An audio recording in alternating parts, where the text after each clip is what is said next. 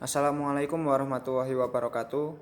Di kesempatan kali ini, kami akan mempresentasikan tentang hasil dari diskusi dan pembuatan tugas besar ekonomi teknik yang berjudul Analisis Kelayakan Industri Karet.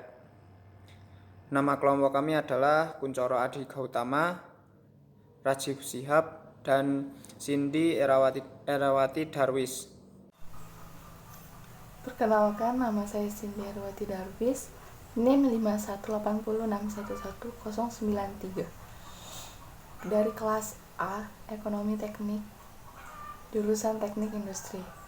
Di sini saya akan menjelaskan bagian pertama dan kedua dari makalah kami, yaitu pendahuluan dan aspek teknis. Pertama, latar belakang. Latar belakang kami menganalisis kelayakan industri karet karena seperti kita ketahui, industri karet Indonesia merupakan penghasil terbesar kedua di dunia, di mana tiap tahun kurang lebih 3 juta ton karet dihasilkan dari Indonesia. Sehingga ini mempengaruhi ekonomi negara, yaitu pendapatan devisa dan ekonomi rakyat, khususnya rakyat yang bekerja menjadi petani karet atau yang berhubungan dengan ekspor karet dan lain-lain. Menurut data dan sistem informasi pertanian, Kementerian Pertanian tahun 2012, Indonesia berhasil meraup devisa ekspor karet sebesar 7,8 miliar US dollar dengan penjualan sebanyak 2,44 juta ton. Budidaya karet merupakan sumber pendapatan tertinggi negara dan 10 juta petani karet dan mampu menyerap sekitar 1,7 juta tenaga kerja, sehingga ini membuat pengaruh besar terhadap ekonomi negara. Selanjutnya, bagian-bagian yang dikaji dalam aspek teknologi adalah sebagai berikut. Pertama, pemilihan strategi produksi. Kita memilih bagaimana kita memproduksi karet agar bisa menghasilkan kualitas karet yang baik. Kedua, pemilihan dan perencanaan produk. Pemilihan dan perencanaan produk harus dipertimbangkan untuk menghasilkan produk yang baik dengan bahan baku yang baik. Ketiga, rencana kualitas. Keempat, pemilihan teknologi. Kualitas suatu produk ditentukan oleh cara produksi, termasuk teknologinya. Kelima, rencana kapasitas produksi. Keenam, perencanaan letak pabrik. Ketujuh, perencanaan tata letak. 8. Perencanaan jumlah produksi. 9. Pengawasan kualitas produk. Kesembilan aspek ini merupakan bagian-bagian yang dikaji di dalam aspek teknik teknologi untuk memproduksi karet. Lokasi pabrik. Lokasi pabrik ini berada di Pulau Sumatera, khususnya di Provinsi Aceh. Pengembangan industri pengolahan karet di wilayah timur Aceh dengan lokasi yang sangat strategis di Kabupaten Aceh Timur, yaitu di Kecamatan Birem, Beyeun, dan Kabupaten Aceh Tamiang di Kecamatan Indrama Makmum. Daerah dengan topografi berbukit dan landai, terutama terdapat di bagian utara dan timur Aceh. Berdasarkan kelerengan wilayah Aceh, memiliki kelerengan datar 0-8%, tersebar di sebagian besar sepanjang pantai utara dan timur Aceh. Ini merupakan tempat strategis untuk menanam karet dan menjadikan kebun karet karena kualitas tanah yang baik. Kemudian proses produksi dari karet. Setelah bahan baku terkumpul dari berbagai suplai masyarakat, karet tersebut dimasukkan dalam tangki penerimaan. tangki formic acid, kemudian selanjutnya dimasukkan bak penggumpal, kemudian mobil cruiser, kemudian macerator producer, shipper 1, shipper 2, shipper 3, seed shredder, vibrating screen, dryer, clothing fan. Di situ ada proses menimbang karet. Kemudian kempah. Di situ adalah uji mutu dari karet hasil produksi. Selanjutnya pengepakan atau packaging, kemudian dimasukkan ke gudang dan siap untuk diekspor. Bab 3. Aspek pasar. Yang pertama adalah peluang pasar. Sebagai salah satu komoditi industri, produksi karet sangat tergantung pada teknologi dan manajemen yang diterapkan dalam sistem dan proses produksinya. Dari pemasok bahan mentah menjadi pemasok barang jadi atau setengah jadi yang bernilai tambah tinggi, lebih tinggi dengan melakukan pengolahan lebih lanjut dari hasil karet. Peluang investasi industri karet dan turunannya menunjukkan terdapat 5 jenis industri yang memiliki peluang investasi dalam kurun waktu beberapa tahun mendatang. Kelima jenis industri tersebut adalah Chrome Agrisep Vol 15 nomor 1 2014, Seven Rubber, Latex pekat, sarung tangan karet, cover for belt, dan ban vulkanisir. Hasil kajian lebih lanjut memperlihatkan bahwa berdasarkan proyeksi konsumsi dan produksi karet alam dunia pada tahun 2020 terdapat definite tersiun karet alam hingga 400.000 ton. Definite ini dapat dianggap sebagai peluang pasar yang sangat baik bagi Indonesia untuk meningkatkan produksi karet alam. Karet alam lainnya memiliki berbagai hambatan dalam peluasan areal perkebunan karetnya, di mana saat ini terbatas sebagai penyedia bahan olah yang bentuk dan mutunya masih sangat bervariasi. Yang kedua adalah sasaran ekspor produk karet. Kawasan utama ekspor produk karet Indonesia adalah Asia, diikuti Amerika Utara dan Eropa. Ekspor produk karet Indonesia didominasi oleh produk standar Indonesia Rubber dengan jenis 3CV 10 dan 20 dengan total ekspor mencapai 729,759 metrik ton dalam kurun waktu tahun 2007 sampai 2012. Untuk jenis ribbon smoke sheet, produk yang diekspor adalah jenis RSS1, di mana tahun 2010 sampai 2012 total ekspor sebanyak 57.600 metrik ton. Yang ketiga, persaingan. Persaingan usaha adalah terdapatnya industri sejenis di lokasi atau daerah yang sama di dalam wilayah atau provinsi yang berbeda secara nasional. Semakin banyak pelaku usaha atau industri yang bergerak dalam kegiatan sejenis, maka semakin bersaing pula pemasaran hasil di Indonesia, yang dimana di dalam Indonesia terdapat 183 industri chrome rubber yang tersebar di beberapa provinsi.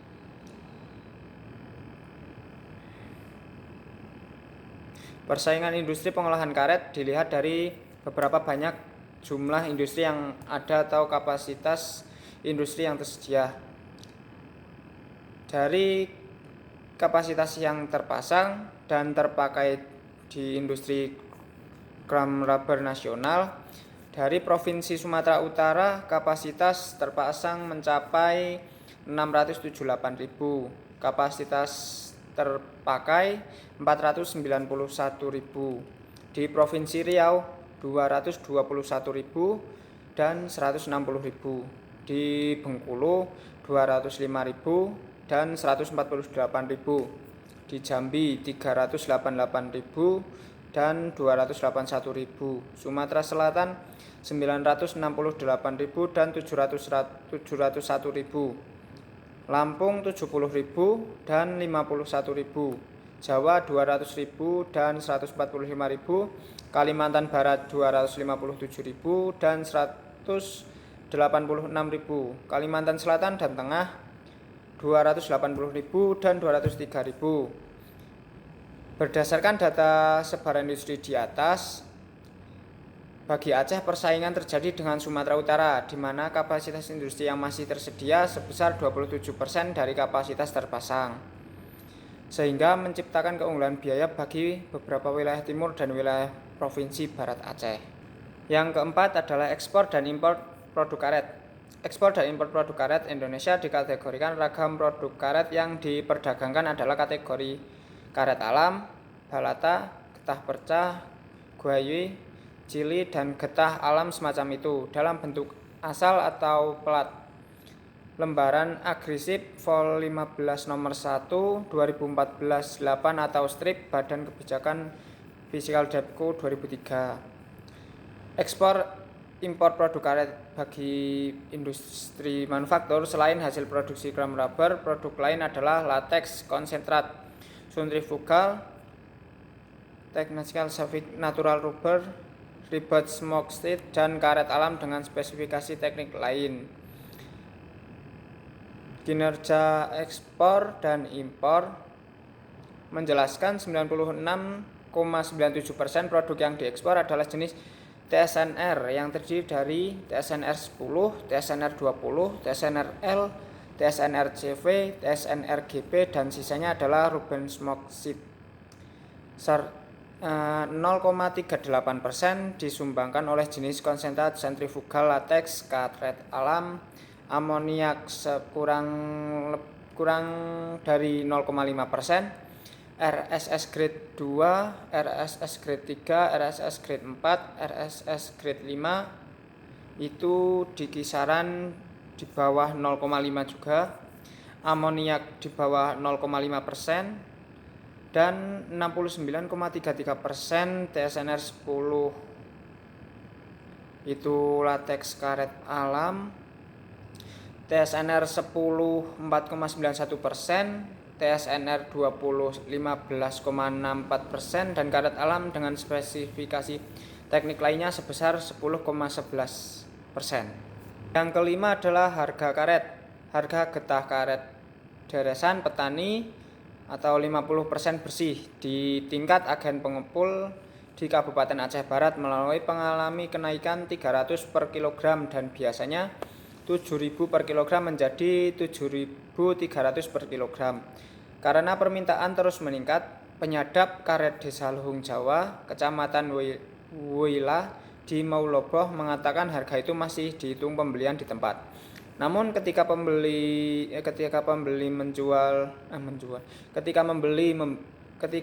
membeli dari petani, itu harganya sama dengan ke agen penampung desa yang harganya bisa mencapai 8.000 per kilogram.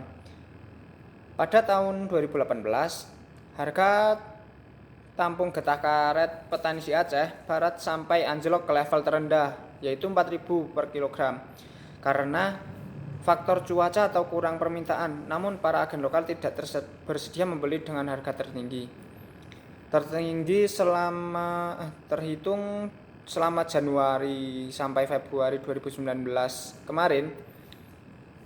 Harga tampung getah deresan petani mulai membaik walaupun hanya mengalami kenaikan 3.000 per kilo, akan tetapi cukup membuat petani bersemangat mengetahui harga getah karet itu mengalami kenaikan, sehingga para petani menjadi semangat lagi menderes karet di perkebunan karetnya. Perkenalkan, nama saya Kuncar Gotama, NIM 518061134, bersama Rajib Dihab dan Cindy Iriana Dawis di tugas besar Ekotek. Di sini saya akan membahas bab 4 tentang aspek finansial. Saya dengan kelompok kami membahas tentang industri karet di Indonesia. Poin yang pertama, pemilihan usaha. Karet dikenal karena kualitas elastisnya. Dalam sebuah komoditi yang digunakan di banyak produk dan peralatan di seluruh dunia, mulai dari produk-produk industri sampai produk rumah tangga. Dan ada dua tipe karet yang dikenal luas, karet alam dan karet sintetis. Karet alam dibuat dari getah atau lateks dari pohon karet. Sedangkan tipe sintetis dibuat dari minyak mentah. Kedua tipe ini dapat saling menggantikan dan karenanya memengaruhi permintaan masing-masing komoditi. Ketika harga minyak mentah naik, permintaan karet alam akan meningkat. Yang selanjutnya, komponen biaya investasi dan biaya operasional. Yang pertama, biaya investasi. Biaya investasi yang diperlukan untuk mengembangkan komoditi karet ke depan mencakup kebutuhan biaya peremajaan karet non-produktif dan perluasan. Untuk biaya pembangunan kebun peremajaan diperlukan biaya minimal sekitar 15,6 juta per hektar. Sedangkan perluasan sebesar 16,95 juta per hektar.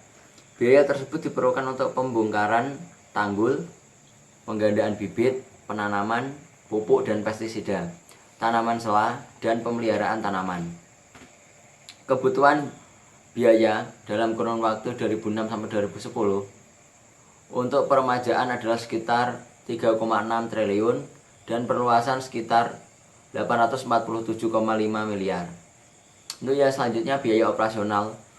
Biaya operasional pada pembangunan pabrik pengolahan merupakan keseluruhan biaya yang digunakan untuk proses produksi. Di sini memiliki umur ekonomi sekitar 20 tahun, yang terdiri dari biaya operasional, asuransi, dan pajak. Besarnya total biaya operasional diperkirakan sebesar 116,220 juta per tahun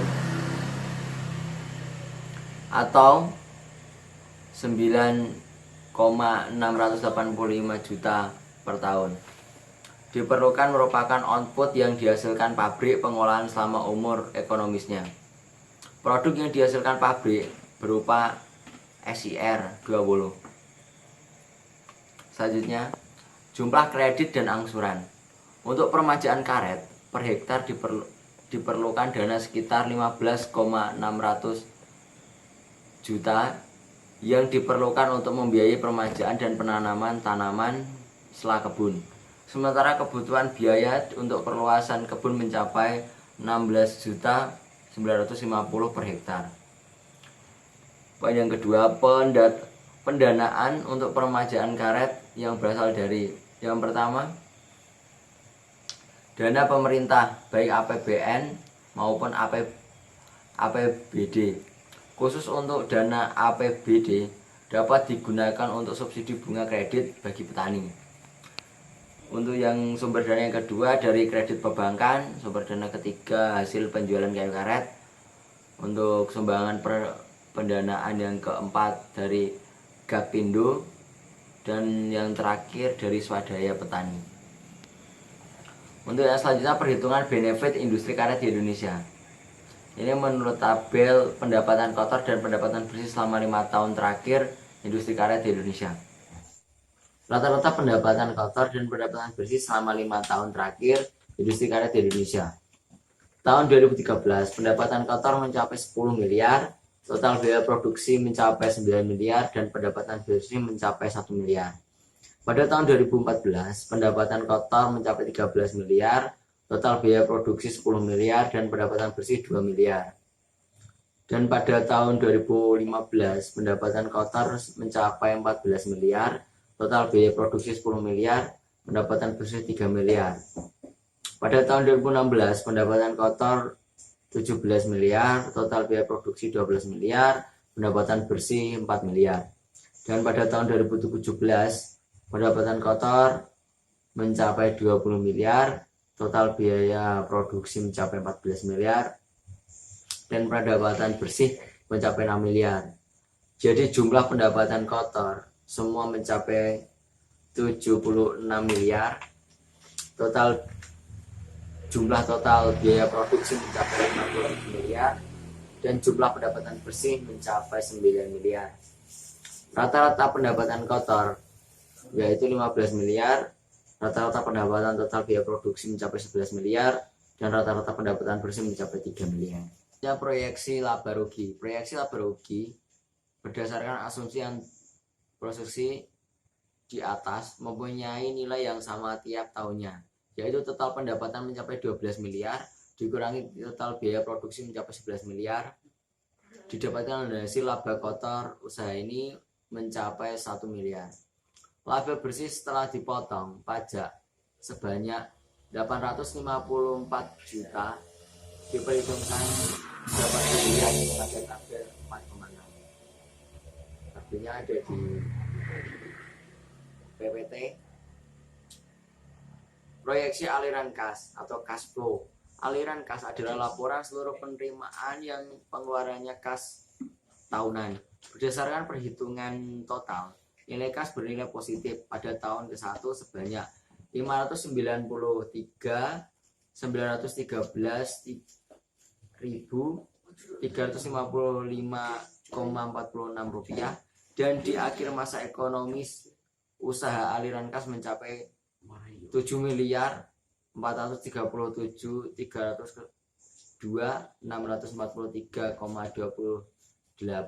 rupiah. Selanjutnya kelayakan finansial. Kriteria penilaian kelayakan yang digunakan adalah BEP, PP, NPV, IRR, dan PI. Berdasarkan perhitungan didapatkan hasil usaha layak diteruskan yaitu break even point atau BEP atau titik impas pada usaha ini adalah 39,861,835 kilo atau mencapai 512,114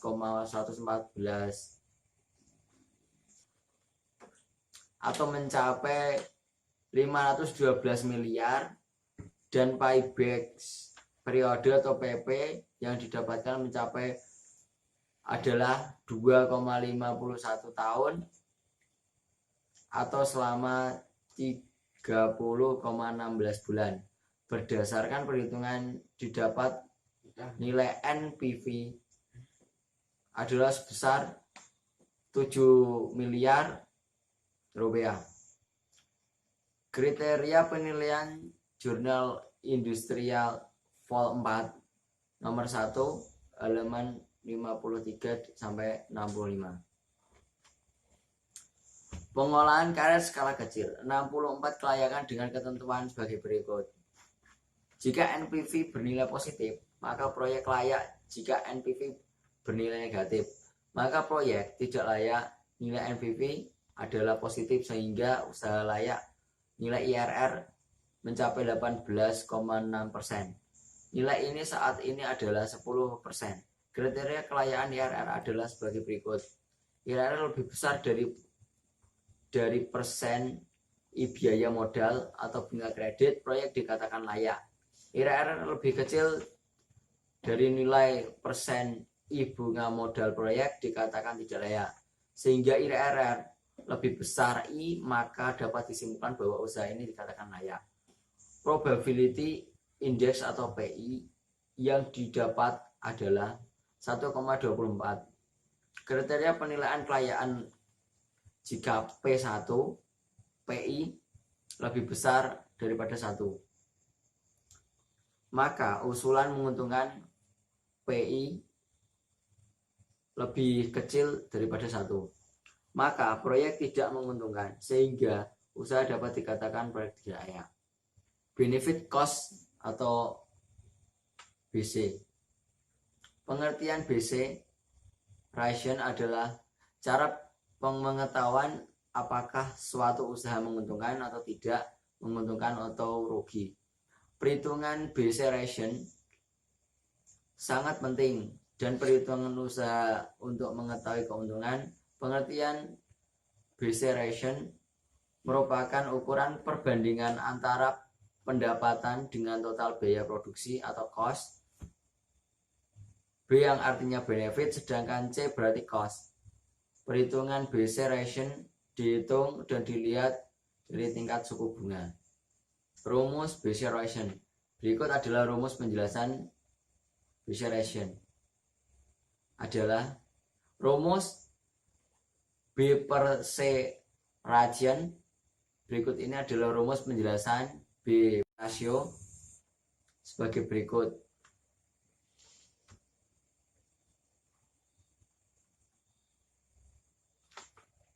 NPV atau Net Present Value atau yang sering disingkat dengan NPV merupakan sebuah selisih antara nilai sekarang dari arus kas yang akan masuk dengan nilai sekarang dari arus kas yang akan keluar pada periode waktu tertentu.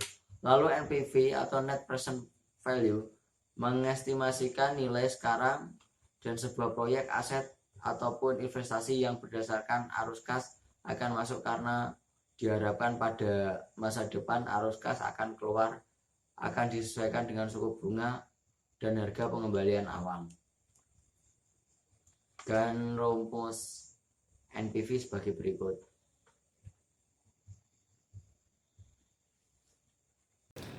Ya, mungkin sekian presentasi dari kelompok kami, kurang lebihnya kami mohon maaf. Wassalamualaikum warahmatullahi wabarakatuh.